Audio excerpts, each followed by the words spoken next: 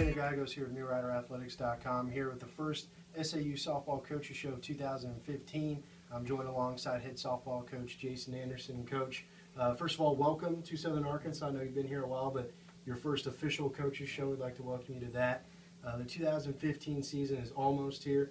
The team's getting ready to make preparations to go and play in the UAH Charger Chill Out. We'll get to that here in a little bit, but just for those who don't know, you come to Southern Arkansas with a very impressive coaching resume, right there at 80% winning percentage. Spent 5 years at Central Baptist in Conway, spent a year in North Alabama, and spent last year Northwestern Oklahoma team in the Great American Conference.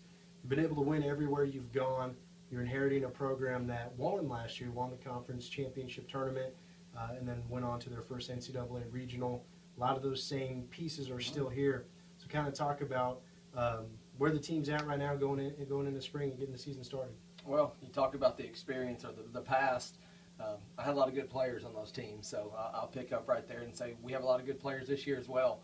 A lot of good returners, a lot of junior and senior type leadership that can help bring along some of the young players. But we have a great group. We play together well as a team. These girls communicate, man. They love each other. It's just one of those things where it's just a very good team atmosphere. We have depth and feel like that we are ready to hit the road. We're tired of playing each other right now and in preseason, man. We're ready to get on the road and play some different teams. So one of the things, if people were to kind of dig into your bio and some of your success, a lot of it's done on the offensive end, but that's not to say that you haven't had outstanding pitching as well, but yeah, I would say maybe your bread and butter is hitting.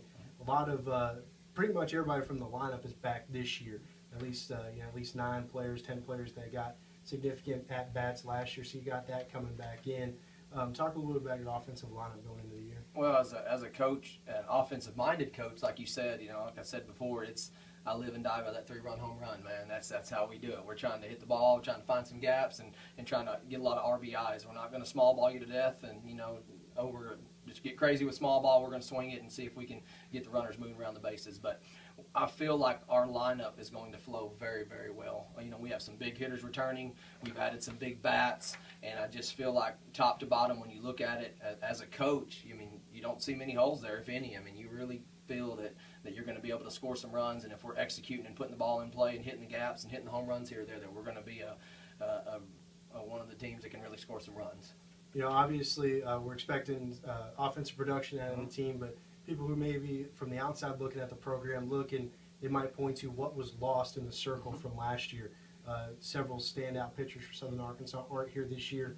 Miranda Cuff, the lone returner, who progressed and got better as the season went on last year in her freshman year. So talk about her coming back and the pitchers around her that'll kind of build up your staff. Well, we've talked a lot about offense, but everybody will know in this game it starts in the circle. If you get a pitcher there that can keep you in games, you always give yourself a chance to win. You mentioned Miranda. Miranda's come a long way with Coach Woodham, pitching coach here. She's really come a long way. Her velocity's up, her movement's there. She's spotting the ball real well, so we're excited about the progress that she's made going into her second year of college, because she was a true freshman last year, so she was kind of thrown to the fire in a situation where some of the pitchers that you mentioned that aren't returning, one was battling an injury pretty much all year, and the other one was another true freshman that kind of had to just take a lot of the innings. So Miranda kind of got thrown in there, and she's done a great job. We have a Division I transfer in Chancey Williams, who's had a lot of junior college and Division I experience that we're excited about her. She is a very consistent pitcher, has a very good velocity, and we know that she can get it done as well. Junior college transfer Bailey Day came in semester. We feel she's going to help us out with some innings. And then true freshman Abby Weaver, who Abby is throws the ball really hard. We like her speed. I think the biggest thing we've seen with her is she came in the fall, and I don't know how she didn't pitch just tons in high school, but the velocity was there, but she was just a thrower. She just would throw the ball and didn't pitch. So now we've been able to develop her pitches and her spotting the ball and make her more consistent. And when she's on, she's very, very tough to hit.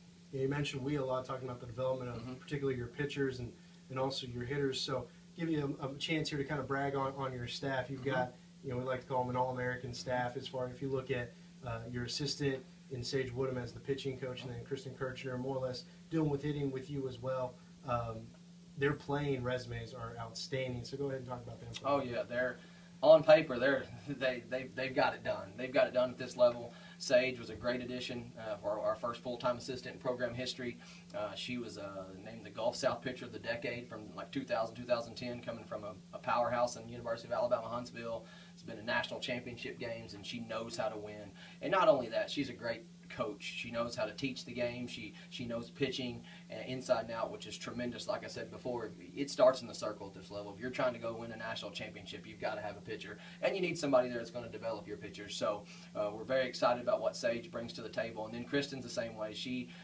Kirchner's the all-time NAI leader in home runs and RBIs and other categories, has over 80 home runs in her college career, was just someone that was one of the best hitters, arguably one of the best hitters at NAI Division II level that ever came out of the state of Arkansas. If you look at her numbers, I challenge you to find a hitter that had those kind of numbers that, in the state of Arkansas. So with those two on the staff, I definitely have one of the best staffs in the region, and we're excited, and they're going to be a big part of where we're trying to take this thing. Well, going into the schedule this year, again, the season starts this upcoming weekend. You guys are traveling to the University of Alabama, Huntsville, taking part in their Charger Chill Out. That's a regionally renowned kind of early season tournament. You'll be able to get in 6 games: Maryville, Trevecca Nazarene, Bellarmine, Union, Ohio Dominican, and Delta State. So a good mix of teams that you might not necessarily play on a regular basis, obviously, because of distance and conference scheduling and stuff like that. So talk about the opportunity to play in this and what you're hoping to get out of it. Well, one thing I've always tried to do as a coach is, especially early on in non-conference stuff, is try to play teams that are to get you ready for postseason. Everything we do is we prepare is not only to win conference, but to make a run in the postseason. And I think that by going to a tournament like that where there's 30 teams in it, we get several region games early on there, and then the other games that even aren't considered region games were both teams that made it to the NCAA regional in their respective regions last year. So the strength of schedule is a big-time help there. So it's a big tournament. There's going to be a lot of good teams, some former national champions there, some former #1 teams in the country there. Just going to be a lot of softball there in Huntsville, and we're excited to go over there and get started and see how we stack up. Talk a little bit about the conference slate. Coming into a new program, sometimes during the conference season there might be an adjustment period.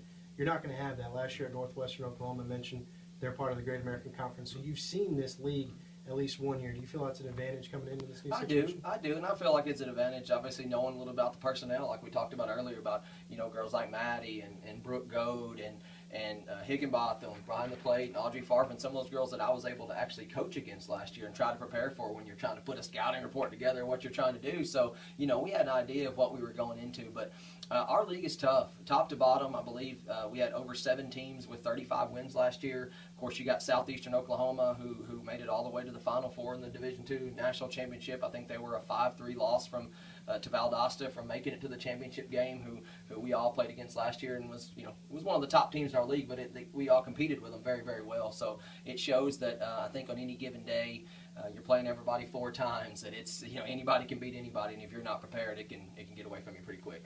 And kind of lastly, obviously coming into this program, the success of last year, it's kind of built a lot of momentum for this program, and some big things are happening here in the coming months and coming years. First on tap, new softball facility that's going to be starting to come up in the years to come, have one of the state-of-the-art facilities to have, hopefully hosting regionals and maybe some other tournaments early on in the year. Murphy USA just recently donated $25,000 to talk about the excitement that you felt coming into this program going forward. Well, there's definitely a buzz around the softball program, not only, of course, on campus with the success they had from last year, but in the community with the complex. It's going to be nice. I mean, right up there in between, we already have 2 actual fields on campus. So when we're talking complex, we're talking about facilities like locker rooms, of course, restrooms, nice press boxes, things like that. And they're going to, we're spending close to $1 million on just upgrading that, putting lights on the field, just things like that make a huge difference, not only in recruiting, but in the game day atmosphere, if you will.